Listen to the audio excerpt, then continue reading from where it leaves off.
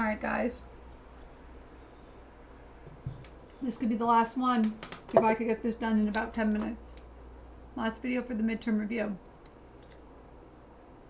Let's go. Solve each equation for all solutions. So we're going to write our solutions with like plus 2 pi n. If you want to write on top of the page, n is an element in the set of integers. If you don't like the symbols, I love the symbols. If you want to write n is an integer, whatever, write it once on top of your page and that's fine. But you want to look smarter, fancy, you can use that guy. All right, anyhow, we're solving. This looks like a quadratic trinomial, like ax squared plus bx plus c, but gotta get equal to 0 first. That means we're gonna subtract 3 from both sides. So we have 1 cosine squared x minus 2 cosine x minus 3 is 0. Double bubble. If you want a lesson on how to factor, please go watch my ax squared plus bx plus c video in my factoring playlist. It's like factoring method number 5 or whatever. Go find it and watch it, okay? I can't go over every time. Cosine is going to be my first position. 3 is prime, so I know I have 3 and 1. That's not a 1. I said 1, but I wrote 3. I need 3 and 1. Then I know it needs to multiply to be negative 3. 1 will be negative and 1 will be positive. For now, I'll put both minus, and then I'll make one of them plus in a second because it's easier to turn a minus sign to a plus sign. I need to get negative 2. So that means I want positive 1, take away 3. I'm good to go. I promise if you FOIL that, you get back the line before it. Now we set each parenthesis equal to 0. Cosine of what angle equals negative 1? The cosine is x. That's here. That's when the angle equals pi and everything coterminal plus 2 pi n. Boom. Finished. Here you get cosine x equals 3. However, 3 over 1 for adjacent over hypotenuse, it's not a calculator question. It's an impossible question. If it was 1/3, that would make it a calculator question because 1 over 3 could be adjacent over hypotenuse. But 3 over 1 could never be adjacent over hypotenuse. So this part gives you no solution. We don't need that. It's done. And there you go. That's the only answer we get there. Here, let's continue. I'm clicking. Here, same concept, but I have cosine and sine. So I'm going to change my cosine squared into 1 minus sine squared theta using the Pythagorean identity because I need my equation to kind of look more like the last one where my squared term and my first power term are the same type of trig if I want to try to use the AC method factoring. Distribute the 2 and bring over the 1 eventually. So 2 minus 2 sine squared theta minus sine theta minus 1 is 0. Combine like terms. Negative 2 sine squared theta minus sine theta. 2 minus 1 plus 1 is 0. I'm going to divide everything by negative 1. Don't try to be a hero and not do this because you guys make me nuts when you have a negative leading term and you screw up everything with factoring. So please don't ask me, can I do this, can I do that? Do whatever the heck you want to do. I'm telling you to avoid mistakes. Just do what I'm saying. 2 sine squared theta, just telling you the truth, you know, just it's all with love. Minus 1 is 0. That's better. More of you will get this correct factoring. 2 and 1, let's see, 2 sine squared theta, so I have 2 sine theta, 1 and 1. Outer is 2, inner is 1, and I need a positive 1, so it's positive 2, negative 1. I'm going to set each equal to 0. 2 sine theta minus 1 is 0. 2 sine theta is 1. Sine theta is a half. That means theta equals pi over 6 plus 2 pi n, and theta equals 5 pi over 6 plus 2 pi n, because those are the two places where sine of theta is equal to 1/2, and we said we want all solutions, so plus 2 pi n is giving us our every single coterminal angle since n is an integer. Then we have sine theta plus 1 is 0. That means sine theta is negative 1. Sine of what angle is -1? Again, sine's the y value. We're talking down here. So that's theta equals 3 pi over 2 plus 2 pi n. So did I square both sides at any point in number 58? No, I did not. So I don't need to check for extraneous solutions. Okay? Number 59, where are we? 5.5 about. Okay. Sine of 2 alpha, and this is just alpha. I can't leave part of it alpha, part of it 2 alpha. It's all or nothing, you know? So 2 sine alpha cosine alpha is my new left. I'm going to bring this over while I'm at it. Let's do two things at once. Root 3 sine alpha equals 0. I'm going to factor out the GCF. Sine alpha, that leaves me with 2 cosine alpha minus root 3 is 0. Sine alpha is 0. Set that equal to 0. And then 2 cosine alpha minus root 3 is 0. Alpha equals 2 cosine alpha is root 3. Brought that over, divide by 2. Cosine alpha equals root 3 over 2. Alpha equals what? Okay. Sine of what is 0? 0 plus 2 pi n and pi plus 2 pi n, right? Both of them. You could also just say 0 plus pi n. If it's multiple choice, just read your equations carefully and see, did they take two equations and put them into one consolidate? You gotta figure that out. Cosine is the x value over a lot. We have two locations and we'll have two equations then. So theta equals pi over 6 plus 2 pi n, and alpha equals 11 pi over 6 plus 2 pi n. So 1, 2, 3, 4, but if you want to turn that, if you want to turn that into 0 plus pi n or just pi n, well, that's good too. And that's number 59. 59. 60. Where do I think I'm going to write this? I don't think. That's the problem. So sine beta equals sine beta over cosine beta. If I multiply cosine beta to the other side, I get sine beta cosine beta equals sine beta. Subtract the sine beta over. Sine beta cosine beta minus sine beta is 0. Factor out a GCF. Sine beta equals cosine beta minus 1 equals 0. Set each part equal to 0. Sine beta is 0. Cosine beta minus 1 is 0. Guys, I'm just jumping right to cosine beta equals 1. Where is sine equal to 0? When, we just did that, right? When beta equals 0 plus 2 pi n. And when beta equals pi plus 2 pi n. So that comes with the first equation. Where does cosine equal 1? Well, ironically enough, cosine equals 1 where beta is equal to 0 plus 2 pi n. They overlap, right? Because the first question, I got my answer here and here. And then the second part, my answer is here. It overlaps. So I don't have to write anything extra.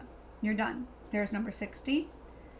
That's, oh my gosh, guys, are we about to finish? I'm so excited.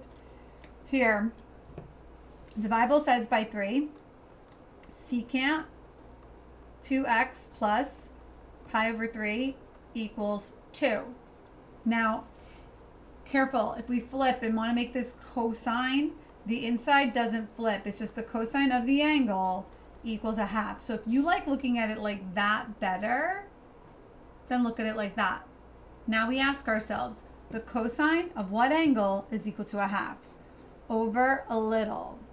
So that means the angle 2x plus pi over 3 will equal pi over 3 plus 2 pi n. And 2x plus pi over 3 equals, what's that? 5 pi over 3 plus 2 pi n. Okay, pause it, rewind it, whatever you got to do. But that's the angle. Cosine of what is a half? That's that spot and that spot. And when it's more than just x or theta in there, we write like a general solution and then we get our variable alone.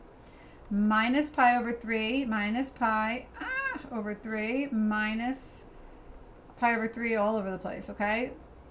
because here I'm getting rid of it there. I'm trying to get x alone. So 2x equals, that becomes 0 plus 2 pi n. Divide by 2. X equals, that's still 0 plus pi n. Here's one equation. Done. Here, that's gone. 2x equals 4 pi over 3 plus 2 pi n. That's not a like term. It doesn't get combined with that. Divide by 2 is the same as multiplying by a half. X equals, if I multiply by a half here instead of divide by 2, reduce, I get 2 pi over 3 plus, if I divide that by 2, pi n. There's my other equation. These are both the equations to answer number 61. Rewind it, watch it again if you have to, okay? The last one, this is similar to that question I did, what was it, 53 or something? And I did the one that was on the paper and it wasn't right. They changed it on the answer key, you recall?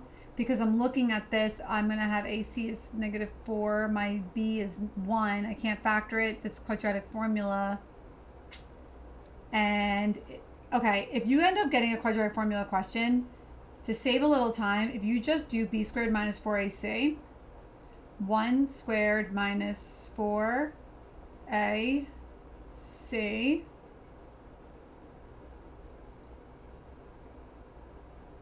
yeah, 1 minus plus 16. So that means I don't get an imaginary number under my radical. So I could keep going. I'm going to get a 17 under my radical, okay? So instead of x equals negative b, it's really sine x, because that's your x, equals negative b, negative 1, plus or minus, I already did the inside, square root of 17, that's b squared minus 4ac. All over 2a, which is going to be 2 times 2, which is 4.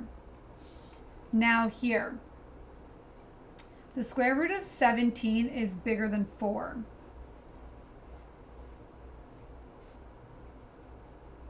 Negative 1 minus 4 point something is more than 4. So negative 1 minus root 17 over 4 makes no sense for opposite over hypotenuse, because that's bigger than that, ignoring the negative. So that's out. Cannot be opposite over hypotenuse. The other one is negative 1 plus root 17 over 4 sine x equals, that though becomes a calculator question, which interestingly enough, like I thought, the answer key has this crossed out. So I thought so. I will show you right now how to do this though. Okay, this is your sneak preview on what we're doing in third marking period. So what you would do now, whether it's a quadratic formula question or not, as long as the fraction you get is something that's not in the unit circle, okay? What you're going to do is figure it out in the calculator. So I'm just gonna grab my phone, okay? Now I'm going to do in my phone, I'm going to figure out the decimal value of negative 1 plus root 17, blah, blah, blah. So I'm going into my calculator, clear, turning it sideways, 17. Oh, I have to like new feature, right?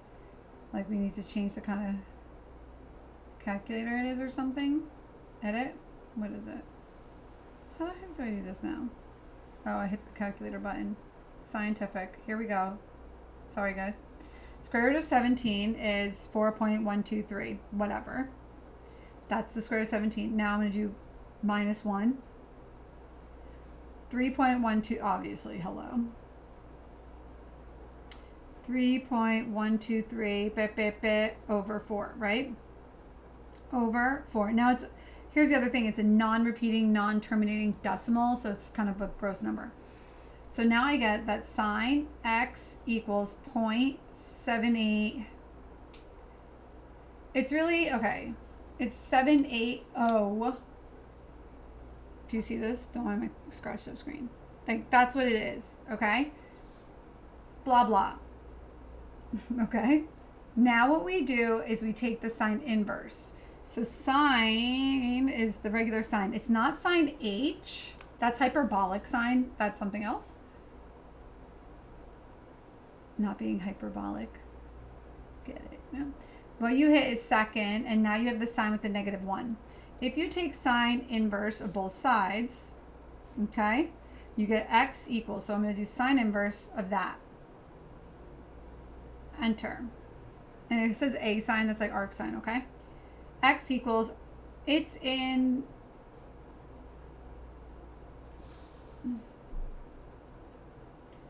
okay, the directions never said I had to use radians. I'm going to say you should use radians.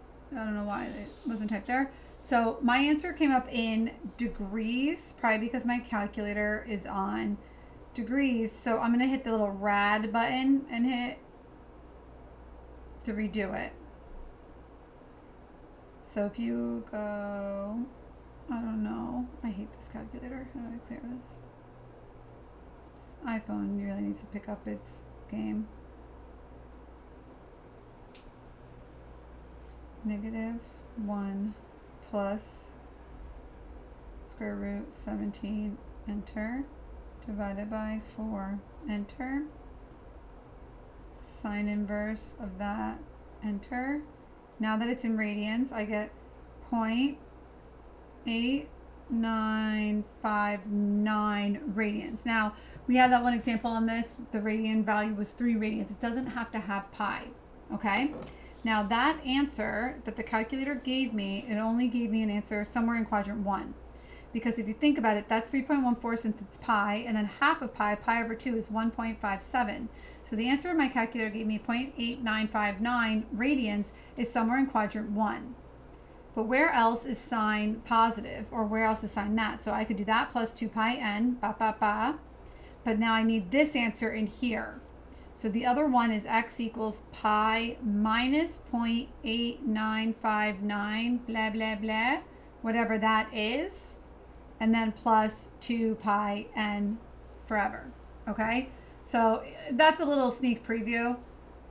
Not the nicest example to like introduce using a calculator on, but if you wanted to know. So yeah, unbeknownst to me, the study guide, the 2 questions I was like, wait a minute, I didn't think this was supposed to be on the midterm. Well, number 62, they crossed out completely, it looks like, and number 53, they changed. So those are the only 2 that were like weird problems, but it looks like in the past, the years prior, they didn't do this either for the midterm. And I was going based off of what I saw in the midterm, so I knew this wasn't there. So really, the study guide should have been edited. I didn't know. My apologies. I went way over the 10-minute goal, but I gave you a little treat at the end. But it'll be nicer later. That's the end of it, okay? That's all the study guide.